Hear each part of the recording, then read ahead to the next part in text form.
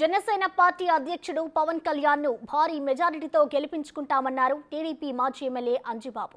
భీమవరం నుండి పవన్ కళ్యాణ్ పోటీలో లేకపోతే జనసేన పార్టీ అభ్యర్థిగా తన పేరును పరిశీలించాలని పవన్ కళ్యాణ్ కు విజ్ఞప్తి చేస్తానన్నారు మాజీ ఎమ్మెల్యే అంజిబాబు. రాబోయే ఎన్నికల్లో టీడీపీ జనసేన పొత్తుతో 150 సీట్లను సాధిస్తుందన్నారు. మరిన్ని వివరాలు మా ప్రతినిధి శివసాగర్ అందిస్తారు. భీమవరంలో జనసేన పార్టీ అధ్యక్షుడు పవన్ కళ్యాణ్ పర్యటిస్తున్నారు. ఇప్పటికే జనసేన పార్టీకి సంబంధించి నేతలంతా కూడా టీడీపీ మాజీ ఎమ్మెల్యే అంజిబాబు ఇంటి వద్ద చేరుకున్నారు. పవన్ కళ్యాణ్ కూడా రానున్నారు. ఇదే విషయం మీద మనతో మాట్లాడడానికి మాజీ ఎమ్మెల్యే అంజిబాబు ఉన్నారు. సరే, ఏంటి మీరు జనసేన పార్టీలో చేరుతున్నారని ఊహాగానాలు వినపడుతున్నాయి, ఎంతవరకు వస్తుంది? నేను ప్రస్తుతం తెలుగుదేశం పార్టీలోనే ఉన్నాను.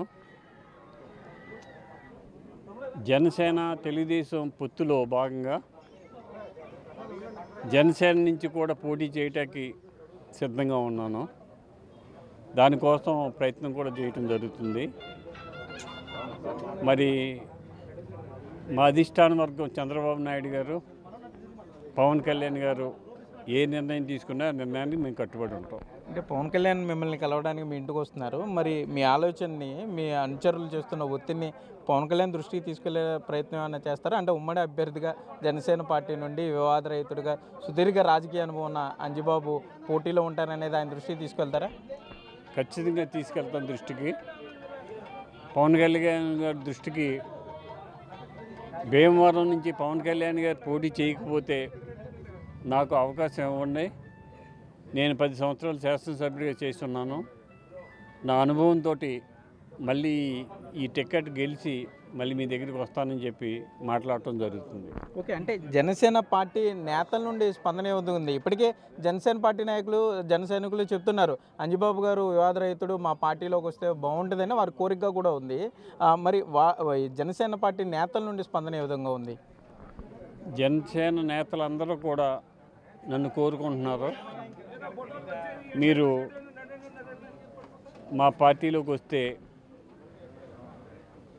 మేము పూర్తి సహకారాన్ని ఇస్తాం, మీరు మా పార్టీలోకి రావాలి, మీరు 10 సంవత్సరాలు భీమవరం నియోజకవర్గాన్ని బ్రహ్మాండమైన అభివృద్ధి చేశారు, వివాద రహితుడిగా మంచి పేరు తెచ్చుకున్నారు, అందుచేత మీరు ఖచ్చితంగా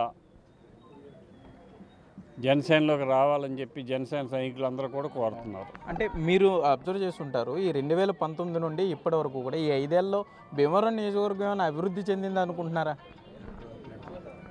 అంటే అభివృద్ధి, సంక్షేమం 2 భాగాలుగా వేసుకుంటే సంక్షేమ కార్యక్రమాలు కొన్ని జరిగినాయి, కానీ అభివృద్ధి అనేది ఏమీ జరగలేదు.